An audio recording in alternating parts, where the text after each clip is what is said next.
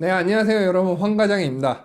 제가 오늘은 여러분들한테 망해가는 미용실, 어떤 것들이 있는지, 그거에 대해서 한번 제 나름대로 분석한 결과에 대해서 말씀을 드리려고 해요.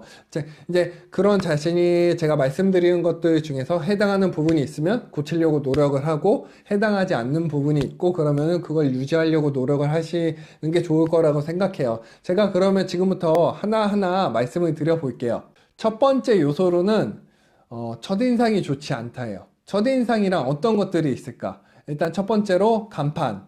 미용실 얼굴을 대표하는 간판이 있을 수 있고, 두 번째로 인테리어, 내부 인테리어가 어떻게 돼 있나. 세 번째로 디자이너의 스타일.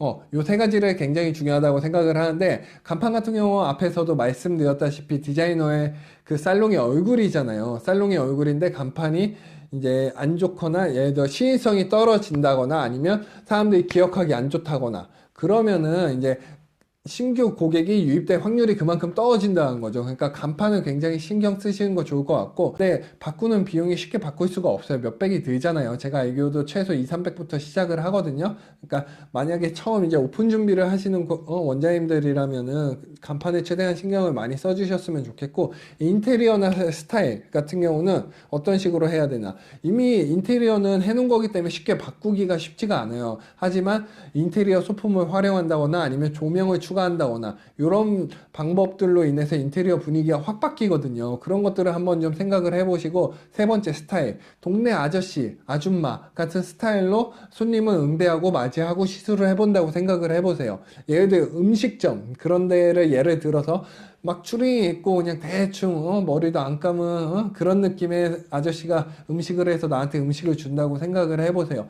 음식이 굉장히 불결하게 느껴지고 맛없게 느껴지고 그러잖아요.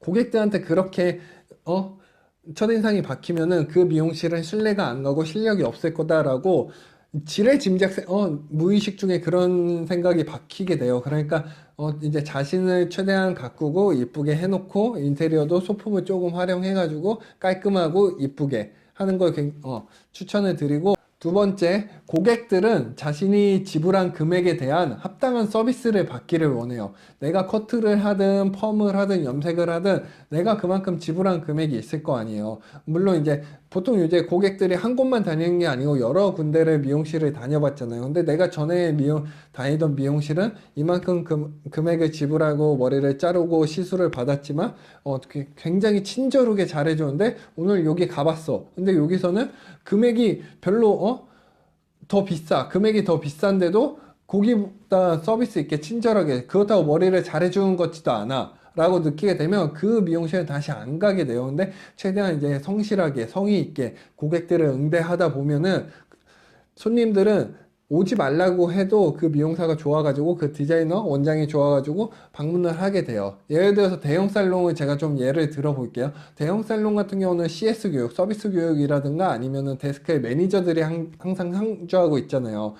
이런 이제 매니저들이 고객들을 응대를 해주고 기분 좋게 해주고 얘기를 해주고, 또 이제 직원들은 서비스 교육이 돼 있으니까 고객 응대하는 법이라든가 그런 것들을 알고 있으니까 최대한 이제 하려고 하지만, 모르시는 분들, 이제 안 해봤던 분들, 그 오래되신 그런 걸 들었던 거 오래되신 분들은 그걸 다 잊어버렸어요. 그러다 보니까 손쉽게 되지가 않아요. 그래서 말씀드렸던 것처럼 지불한 금액 이상의 합당한 서비스를 제공하면 손님은 자연스럽게 늘게 돼 있어요. 세 번째, 분석이 안 돼 있다. 이게 무슨 말이냐면 이제 남자가 많이 오나 여자가 많이 오냐 그런 성비, 또 이제 20대, 30대, 40대, 50대 어떤 식으로 이제 손님이 많이 오냐, 그리고 커트를 많이 하냐 아니면은 염색을 많이 하냐, 팜을 많이 하냐, 요런 펌 요런 거를 많이 하냐에 따라서 그 분석을 한 다음에 어떤 게 재방문율이 좋고 어떤 게 재방문율이 낮은지 그거를 잘 생각을 해보셨으면 좋겠어요.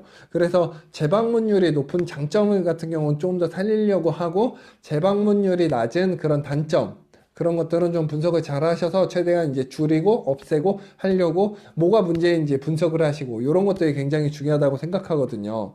네 번째, 옵션을 권한다. 이게 무슨 말이냐면 자꾸 옵션을 권하다 보면 고객은 이 디자이너가 나를 호갱으로 생각한다고 그렇게 인식이 박혀버리게 돼요. 그래서 제가 추천드린 옵션가는 시술 금액의 20%로 최대한 이제, 예를 들어 10만원 시술을 했다 그러면 20%인 맥시멈 2만원, 그 이하로 해주는 걸 굉장히 추천드리고, 이제 만약 크리니까 염색, 크리니까 펌, 이렇게 이런 시술이 동시에 들어가잖아요. 그러면 이제 그거는 별개의 시술이란 인식을 고객들한테 심어줘야 돼요. 크리닉은 별개고 펌은 별개다. 요건 당연히 연계된 시술이긴 하지만 고객들한테는 크리닉은 이만큼의 금액이 나오고 펌은 이만큼의 금액이 나오니까 토탈 이 정도 금액이 나온다 고객님, 이렇게 얘기를 해줘야 되고, 옵션 같은 경우는 고객님 뭐 펌 10만원에 플러스 알파로 한 2만원 정도, 플러스 알파로 10만원 정도 추가될 예정입니다 라고 말씀을 미리 드리세요. 그러면 고객이 생각하는 게 좀 달라질 거예요. 그렇게 하다 보면 고객과의 신뢰가 점점 쌓이고, 그러다 보면 당연히 내 손님이 점점 많아진다 라고 생각을 하시면 돼요. 다섯 번째, 고객과의 소통이 부족한 그런 분들이 굉장히 많아요.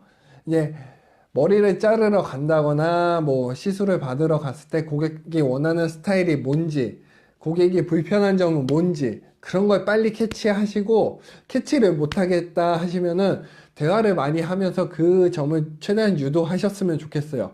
그러니까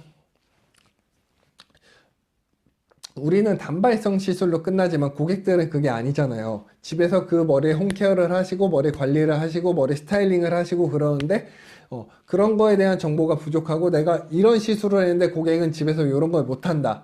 그러면은 좀 잘 알려주시고, 좀 이제 고객과 어떤 시술을 하는지 정확히 그런 거에 대한 설명이 최대한 자세히 해주셨으면 좋겠어요. 물론 이제 알고 계시는 고객분들이 있을 수도 있겠지만 모르고 계신 분들이 훨씬 많거든요. 아무리 일반 고객분들의 미용 지식이 많이 올라갔다고 하더라도 아직은 모르고 계신 고객들이 많기 때문에 하나하나 요 부분은 요렇게 커트가 들어가면 좀 더 가벼워서 요런 느낌이 날 겁니다. 요 부분을 요렇게 펌을 말면은 이제 볼륨이 잘 살아가지고 전보다 머리 손질하기가 훨씬 좋아지실 겁니다. 이런 것들을 좀 자세히 말씀을 해주셨으면 좋겠어요. 그리고 집에서 홈케어는 어떻게 하고 스타일링은 어떻게 해야 된다 라는 걸 손님이 아실 때까지 좀 자세히 설명을 해주셨으면 좋겠어요.